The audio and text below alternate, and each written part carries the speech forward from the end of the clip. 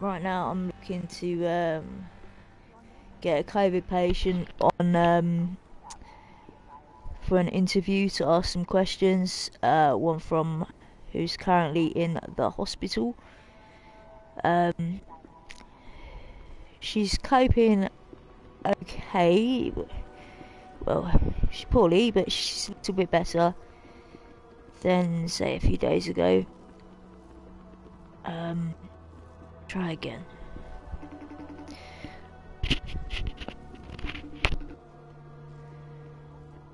She might not be ready to talk with. Oh, okay. Alright, okay. Sure, okay. Okay. Alright. Bye. Bye, Liz. Bye. Okay, so that's Liz, and yeah, we're gonna have to give her a few minutes to eat her food. I know that it's actually, I think for 7 days, she told me she did not eat. First few days of having COVID, she did manage to eat. Then it got worse and worse and worse. Day 3, 4, 5, 6, all of them progressively worse downhill. And then from being in hospital, she was on a normal COVID ward, transferred to one for patients with more severity, then onto a high dependency ward. Obviously, we'll ask her questions about this. It's her story. I don't really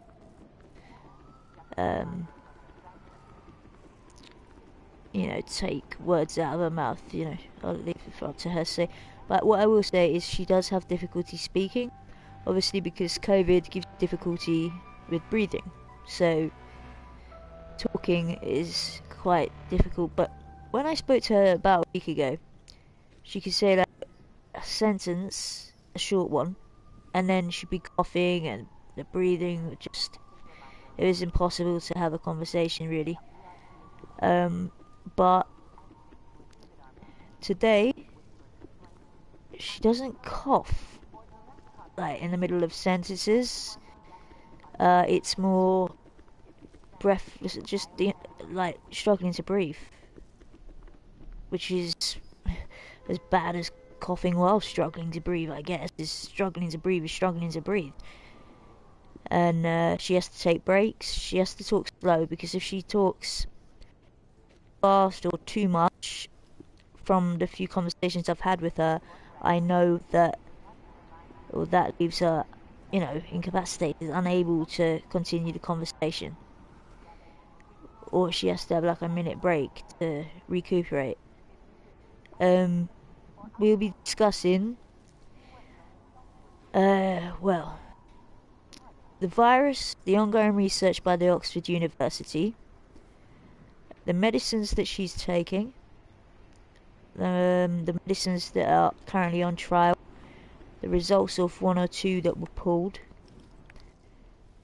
We will discuss what doctors have said, what nurses have said, how they have said that many nurses and doctors have had COVID, and a lot came tested positive for having antibodies.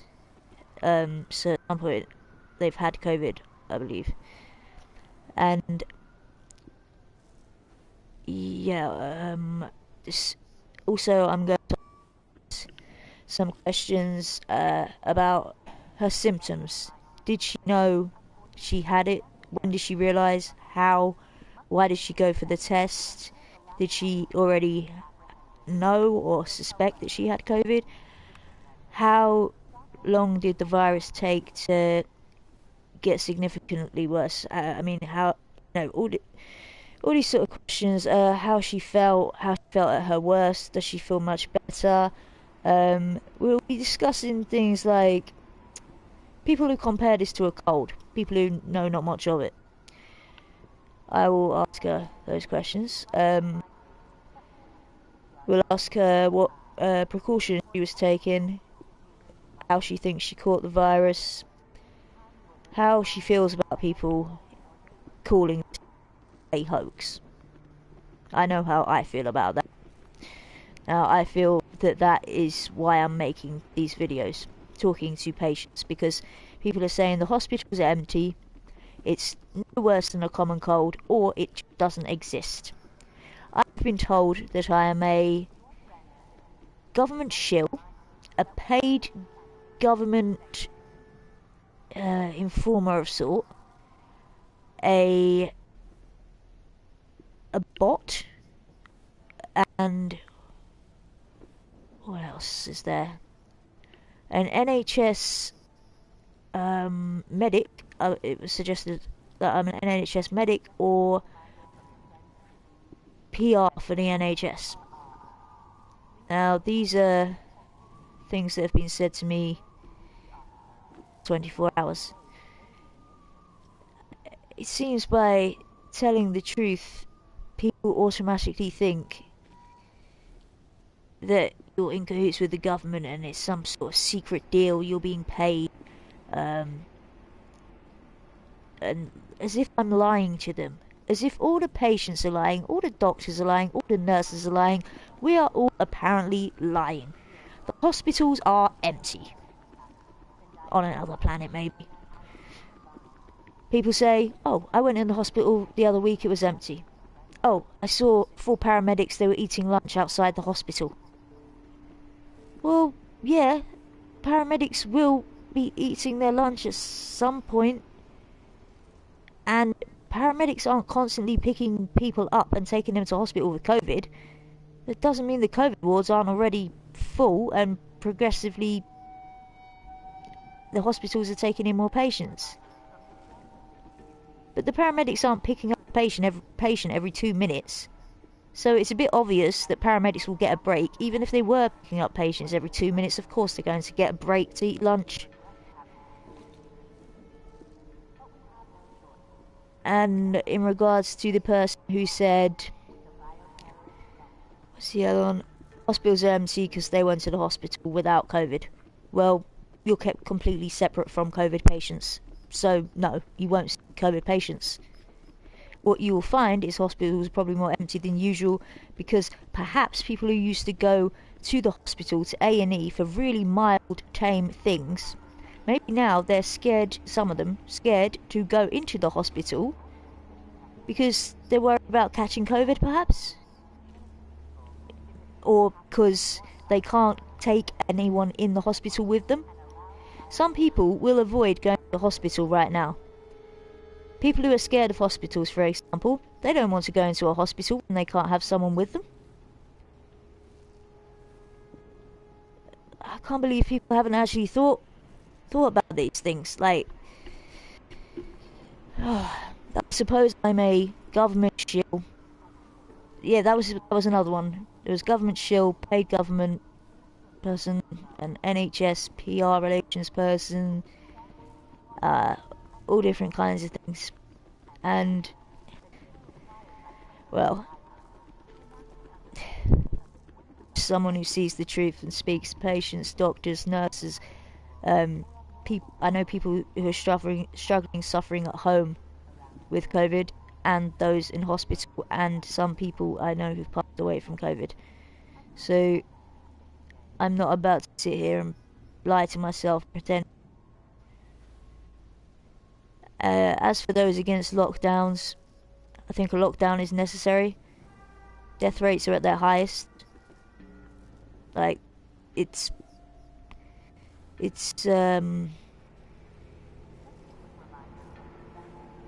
yeah, COVID is pretty much its worst. It's worse, rather. And, well,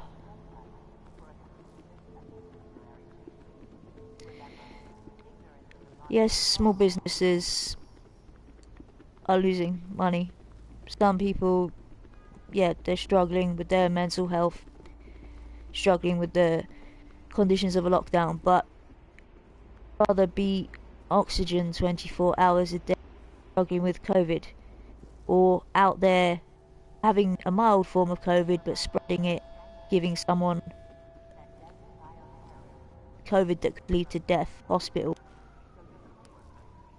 Out of the people I know, I can assure you that only about an eighth of them have had it mild and got over it within a period of 5 days. Only 1 out of 8 of the people that I know. And like I said earlier, I think, just a random guess, about 1 out of 15 people, or 1 out of 20 that I know have passed away who've had COVID. You have a group of people I know who've caught COVID and managed to stay at home. One person I know, a friend of mine, has had COVID since Christmas, just before, around about Christmas Day. Still has COVID, still at home, has days where she's struggling to breathe, and then there's occasionally a good day here and there, and I ask every day how she's doing, but to be honest, she should perhaps go to hospital and have her oxygen levels not necessarily monitored for a couple of days, but just checked out. Have an x-ray on her lungs and see how bad it is, because if you've had COVID since Christmas Day and you're having days where you're struggling to breathe and you're still unwell, maybe you could do with 1 or 2 days. Maybe you could do with trying a medication that is being trialled by Oxford University. You'd also be helping out other people. To anyone in this situation, you would be helping others out, because more research, it helps patients. It's helping the people who are going into hospital today. They've got more chance than if they went in a few months ago, really, with the medications, the doctors, the people doing research, getting a better idea of what works, what doesn't. Right, well, I'll stop talking. Right, we'll have a discussion with Liz, and after she's ate her food, and hopefully she'll manage to eat it. As I was saying before I began waffling, she couldn't eat for several days, and I think yesterday she managed to eat at least half of her dinner for the first time, and I think today she actually tried to eat some breakfast, and yeah, she's definitely trying for dinner. So anyway, I'll see you guys really soon.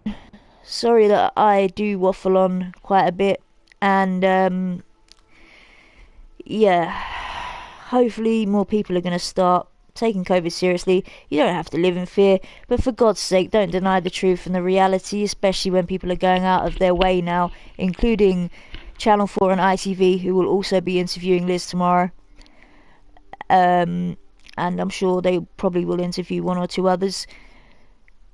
We're all trying to let you know, as BBC and other channels have all tried before.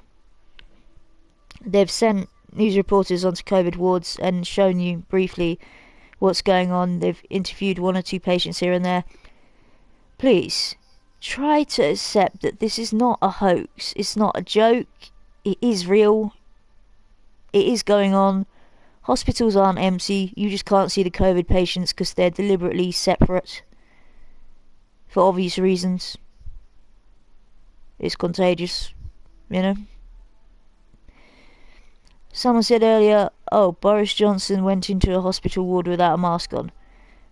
Or a nurse filmed a hospital ward and it was empty. But did she even film a COVID ward? She probably filmed A&E. And that was probably several months ago. People need to wake up and realise that it's actually worse now more than ever. Okay, guys.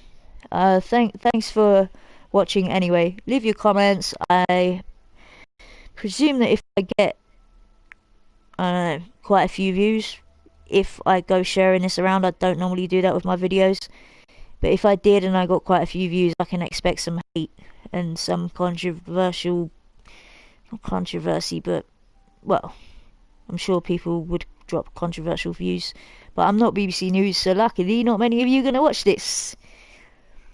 Then again, in a way, I hope a few of you do. Just not so much this one, the one where we interview Liz, which is coming up soon. We'll say in about 5 minutes.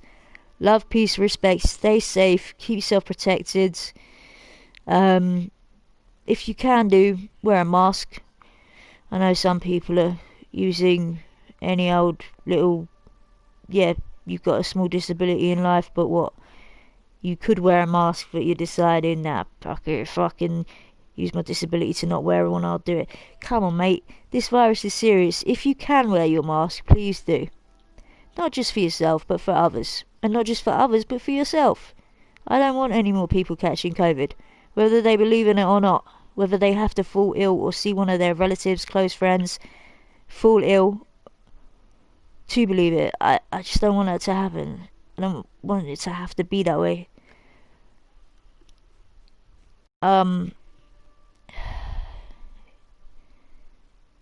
Yeah, it's quite a sad situation.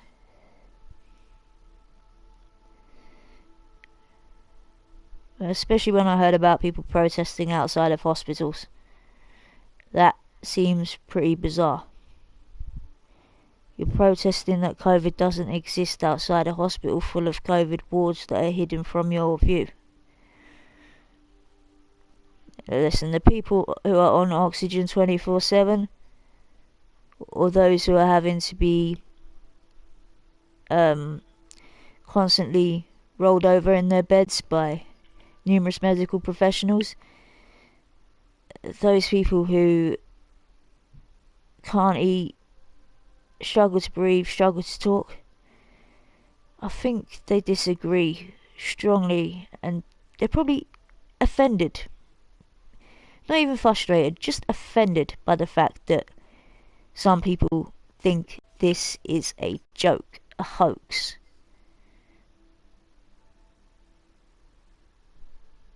And to be honest, I also find it rather annoying that people don't want to grasp the reality of it. I can understand if the denial, a part of that denial is from fear. I mean, maybe perhaps they might not want to accept that there is a virus going around that could easily infect them and could possibly kill them, but more likely it's going to put them in hospital or leave them in bed and at home for weeks and weeks. COVID can also leave you with serious lung damage. Some people's lungs don't recover for 6 months. Some people are left with no smell or taste for months and months after testing negative, after getting over it. This is a serious virus. Very serious. And I understand if you're scared, but there's no reason for anyone to be in denial, is it? Just think about the people in the hospital, and the people at home, and the people who've lost loved ones and never had it themselves. Think about how they're feeling when you're saying that this is made up. See you when we interview Liz in 5 to 10 minutes. Keep yourself safe, guys. And damn, I really have waffled on.